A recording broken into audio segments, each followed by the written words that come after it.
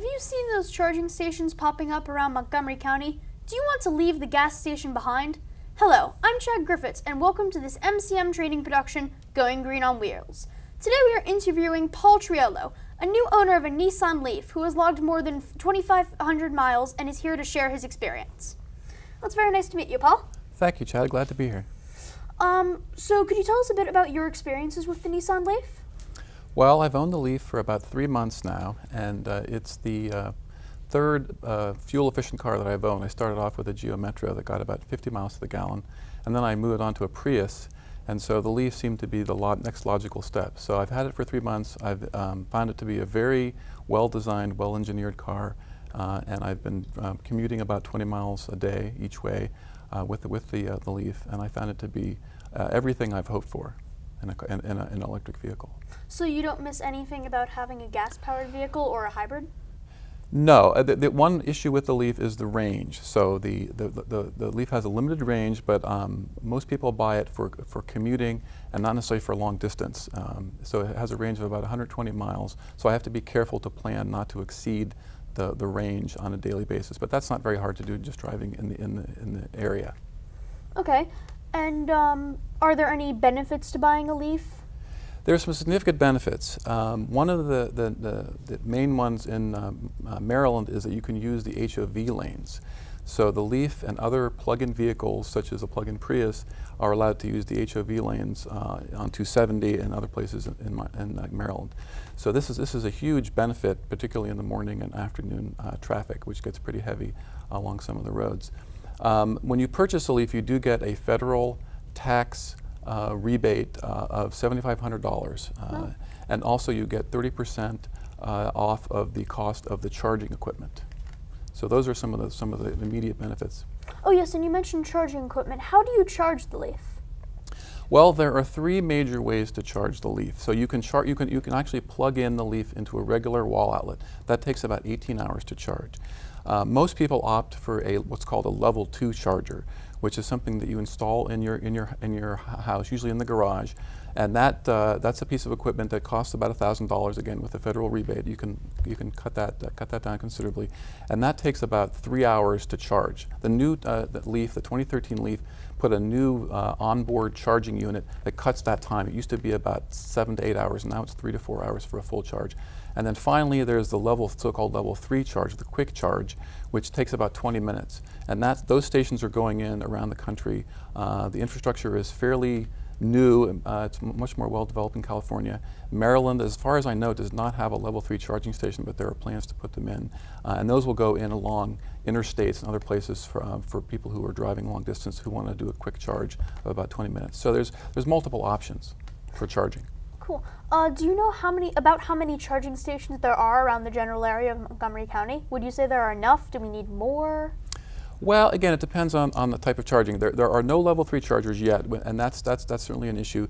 There are probably 24 or so level 2 chargers, and so, for example, the local supermarkets now are putting them in. So Whole Foods, for example, has a charger. You can find the level 2 220 chargers in the Rockville at the parking garage in downtown Rockville, and each of these chargers you can use for topping off. When I go, for example, to Whole Foods to shop, I plug in and I charge for about half an hour to an hour, and I get about 20 miles or about 20% of battery just from topping it off. So I think for the average user in Montgomery County, the number of chargers is pretty good. It's only going to get better as more businesses decide to put in chargers to attract electric vehicle owners to come and spend money and spend time at their business establishment. So it's pretty good. Not as good as California. California is very well developed, has very well developed infrastructure, for example, because they rolled out EVs and the Leaf was rolled out in California first. So Maryland is a little bit slow to develop that infrastructure.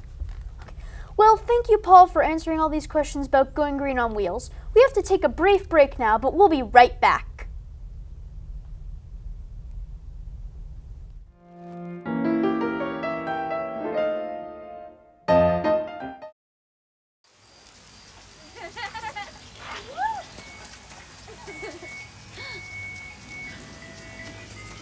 Mom, can we get some ice cream? Please, Mom, please. No, we're having dinner soon. Please.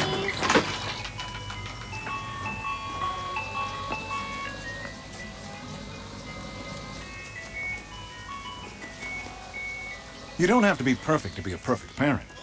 There are thousands of children in foster care who will take you just as you are. In the small town of Elmira, New York, a boy was born into an all-American family.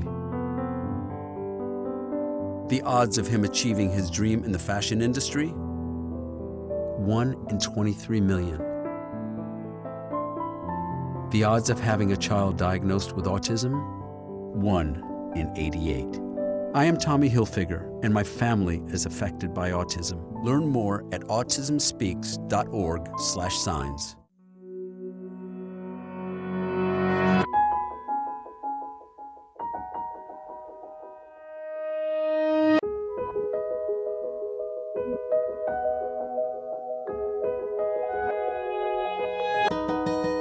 For those dealing with the daily struggles of caring for a loved one, we hear you. That's why AARP created a community with experts and other caregivers to help us better care for ourselves and the ones we love.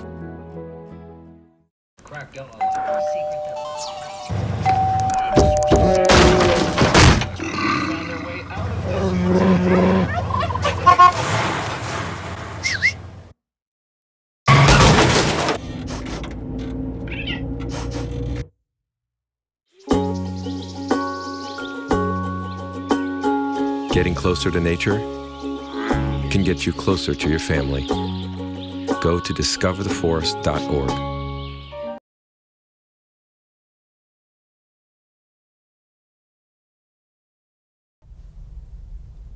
And we're back with Paul Triolo, the owner of an electric Leaf.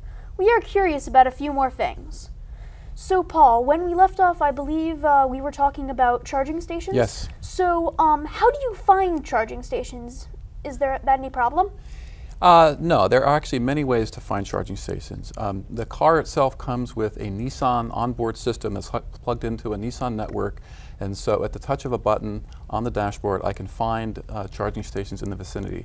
Also, there are a number of iPhone apps, iPhone and Android apps that you can download, which will tell you where the nearest charging stations are. So typically, if you're going to go a little bit of a distance, you'll want to plan and know where the charging stations are. So for example, all the Nissan dealerships offer free charging for Leaf owners. So I'm pretty much aware now of where all those are in the area. But new stations are coming on all the time, so I check online. DOE has a very good website, for example, that lists all of the chargers across the U.S. And then I tend to use the apps for some of the different charging networks to find out where the nearest stations are.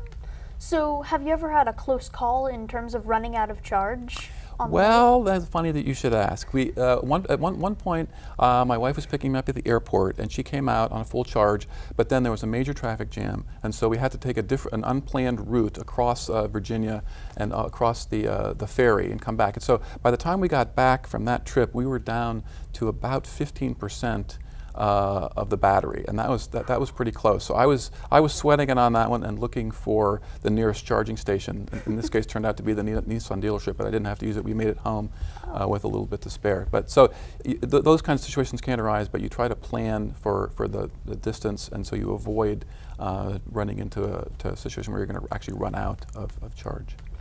Are there any places where you would like to go, but you're not able to as much of the Nissan Leaf because of the fact that you need to charge it? Yes, I would like to be able to drive the car to Pennsylvania, which is about 200 miles to my hometown where my father lives.